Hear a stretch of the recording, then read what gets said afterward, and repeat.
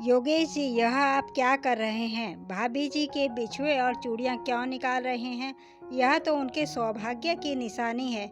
उनके साथ ही जाने चाहिए। भरा पूरा परिवार दे गई आपको। दो दो बेटा हैं, वह भी नौकरी वाले। फिर भला आप उनके बिछुए क्यों उतार रहे हैं? आपको किस बात की कमी है? इसे रहने दें। योगेश शर्मा, जैसा नाम वैसा ही सरल स्वभाव, सीधे सच्चे और मृदुभाषी।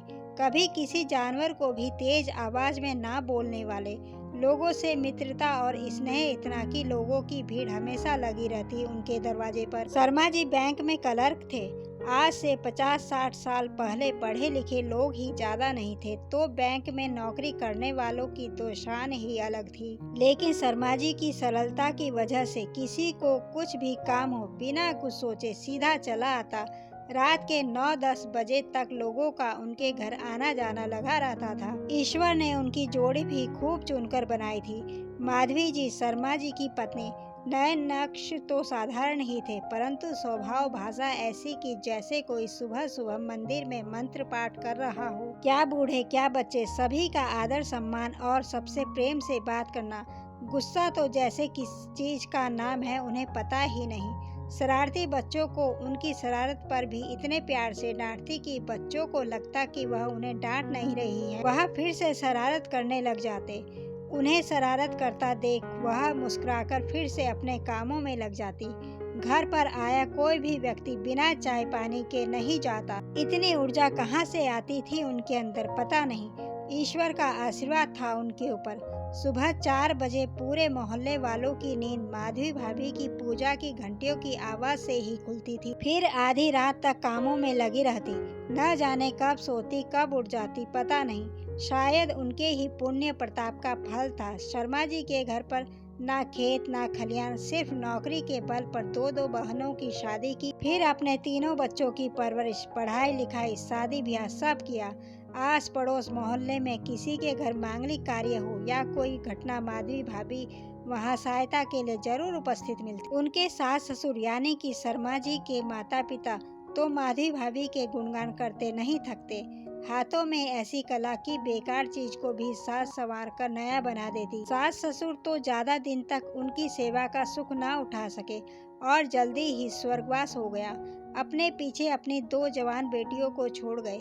लेकिन माधवी भाभी ने कभी भी अपने बच्चों और उनमें भेदभाव नहीं किया। अपने बच्चों जैसा प्यार दिया और अच्छे से घर में दोनों का ब्याह किया। दोनों ही अपने अपने घरों में रच बस गई। धीरे धीरे बच्चे भी बड़े हो गए। बेटी का ब्याह हो गया। दोनों बेटों की नौकरी लग गई, उनका भी ब्याह हो गया। बड़े बेटे का ब्याह हुआ तो माधवी भाभी ने घर की सारी जिम्मेदारी बहू को दे दी। बस पूजा पाठ और भजन कीर्तन में दोनों पति पत्नी रहते। कभी किसी चीज में रोक टोक नहीं करती, ना ही हिसाब किताब रखती। बहू को अपनी बेटी की तरह मानती और उसे भी सारे कामों की पूरी आजादी दी थी।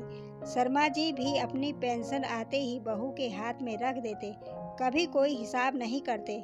बहू तुम्हारा घर है, संभालो। बेटा हम लोगों ने बहुत दिन संभाला। शुरू शुरू में तो सब ठीक था, लेकिन धीरे धीरे बहू के व्यवहार में बदलाव आने लगा। छोटे बेटे की शादी के बाद तो घर का माहौल ही बदल गया। माधवी जी हमेशा से संतोषी थी, किसी चीज के लिए कुछ कहा नहीं। बहू में धीरे धीरे अपने परिवार और बच्चों में लगी रहने लगी। अब दोनों बूढ़े उन्हें बेकार लगने लगे। उन्हें लगता कि माँ और बाबूजी ने बेकार में 2 कमरे ले रखे हैं, एक पूजा के लिए और दूसरा रहने के लिए। इसी बात को लेकर रोज बहुएं उन्हें सुनाती। एक दिन शर्मा जी और माधवी भाभी ने अपना कमरा खाली कर दिया और बाहर बरामदे में रहने लगे। पूजा घर में अपना सामान रख दिया और दोनों पति पत्नी बरामदे में पड़े रहते। बहुओं को ना उनके खाने पीने का समय का ध्यान, ना ही किसी और चीज का। बुढ़ापे का शरीर धीरे धीरे और कमजोर होने लगा। कमजोर शरीर को बीमारियों ने अपना घर बना लिया। माधवी भाभी अब बहुत बीमार रहने लगी, लेकिन फिर भी अपने नित्य के पूजा पाठ और व्रत उपवास को नहीं छोड़ सकी। वह पहले की तरह ही चलता रहा। बच्चों को उनकी पूजा पाठ और 4 बजे घंटे की आवाज़ से दिक्कत होने लगी, जिसकी वजह से उन्होंने घंटी बजानी बंद कर दी। लेकिन अपना पूजा पाठ का समय नहीं बदल पाई। शर्मा जी जब पेंशन के पैसों से दवा का खर्च उठाना चाहा तो घर में अलग ही कलह शुरू हो गई। बेचारे मजबूर होकर दवा और इलाज के लिए सरकारी अस्पतालों के चक्कर काटते। जिस घर में देर रात तक लोगों का आना जाना लगा रहता, जिस दरवाजे से बिना खाए पिए कोई नहीं जाता, उसी घर के मालिक आज बिना खाए पिए दरवाजे पर पड़े रहते। बहुओं के व्यवहार की वजह से कोई उस घर में आना जाना नहीं चाहता था। बहुएं तो दूसरे घर से आई, लेकिन बेटों को न जाने क्या हो गया कि माता पिता की दशा उन्हें दिखाई न पड़ती। लेकिन आज माधवी भाभी को सभी दुखों और बीमारियों से ईश्वर ने मुक्ति दे दी। सुबह सुबह शर्मा जी के हृदय विदारक चीखों ने पूरे मोहल्लों को दर्द से भर दिया। आज शर्मा जी के दरवाजे पर ऐसी भीड़ लगी थी कि हर कोई जैसे उस देवी के दर्शन करना चाहता है जिसकी एक झलक मात्र से सभी दुखों का विनाश हो जाता है। शर्मा जी को तो जैसे ना जाने क्या हो गया है। मूर्छित अवस्था में सब कर्म उनको बच्चों की तरह हाथ पकड़कर करवाया जा रहा था। आखिरी बेला पर जब माधवी भाभी को ले जाने के लिए अर्थी उठाई जाने लगी, तब न जाने शर्मा जी को क्या हो गया। वह उठकर माधवी भाभी के हाथों से चूड़ियां और पैरों से बिछुए निकालने लगे। जब लोगों ने उन्हें रोकने की कोशिश की तो उन्होंने कहा, भाई, मेरी माधवी को कभी भी उधार की चीज खरीदने की आदत नहीं थी। उसे कर्ज का एक दाना तक हराम लगता था। उसे भूखा रहना पसंद था, लेकिन उधार की चीजों से अपना घर चलाना पसंद नहीं था। तो मैं उसके ऊपर इतना बड़ा कर्ज लादकर कैसे विदा कर सकता हूँ। वह कभी मुझे माफ नहीं करेगी। वह तो अपने साथ मेरा आत्मबल भी ले गई। पता नहीं मैं यह कर्ज चुकाने के लिए जीवित रह भी पाऊंगा कि नहीं। उधार की चूड़ियां और बिछुए सुनते ही सबका मुंह खुला रह गया। शर्मा जी की आंखों से आंसू बहने लगे और बोले, हाँ, कल जीवन में पहली बार मेरी मधु ने कुछ मांगा। कल चूड़ियां बेचने वाला आया था। उसकी आवाज़ सुनकर माधवी ने कहा, जी, आज आपसे कुछ मांगू, मना तो नहीं करेंगे? जानती हूँ मुश्किल है, लेकिन पता नहीं आज मेरा बड़ा मन कर रहा है। मैंने कहा, बोलो तो। तुमने तो आज तक एक धागा तक नहीं मांगा। जो मिला पहन लिया, जो मिला खा लिया। किसी चीज़ की कभी शिकायत न की। एक ही साड़ी न जाने कितने वर्षों तक पहना करती थी। तुम्हारी वजह से यह सारा घर बना है। बोलो तो सही, क्या चाहिए?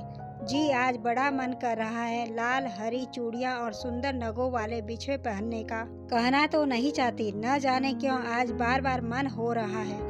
मैंने जब बहू और बेटों से पैसे के लिए कहा तो उन्होंने उल्टा सीधा बोलते हुए पैसा देने से मना कर दिया। पेंशन के पैसों में से ही कुछ देने की बात कही तो बहुएं बोली, कैसे पेंशन के पैसे आप लोग खाते नहीं हो क्या? पेंशन के पैसे से ज़्यादा तो आप दोनों को खिलाने में चला जाता है। लेकिन माधवी की इच्छा ने मुझे बैठने नहीं दिया। मैं उसकी छोटी सी इच्छा को पूरा करने के लिए तड़प उठा और उसे बिना बताए यह चीज़ उधार में ले आया। मुझे क्या पता था कि मेरी माधवी की ये आखिरी इच्छा थी, और अगर मैं उसे बता देता कि यह चीज मैं उधार लाया हूँ तो वह उसे कभी नहीं पहनती। इतना कहते ही शर्मा जी की जैसे हिचकियाँ बन गई।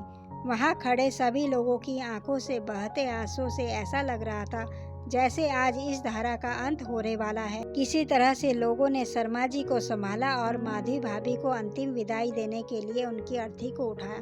घाट पर तो ऐसे लोगों की भीड़ की बस शब्द ही नहीं। आज वह मृदु भाषिणी 5 तत्वों में विलीन हो गई। शर्मा जी माधवी भाभी की चिता को अग्नि देने के बाद मूर्छित होकर वहीं गिर पड़े और देह त्याग दिया। शर्मा जी की चिता भी माधवी भाभी की चिता के साथ ही जला दी गई।